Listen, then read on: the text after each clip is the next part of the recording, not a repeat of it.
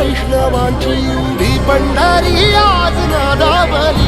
तुझे नाव ओळखी तुझे रूप ध्यानी जीवाला तुझी आस गा लागली जरी बाप साऱ्या जगाचा परी तू आम्हाले कराची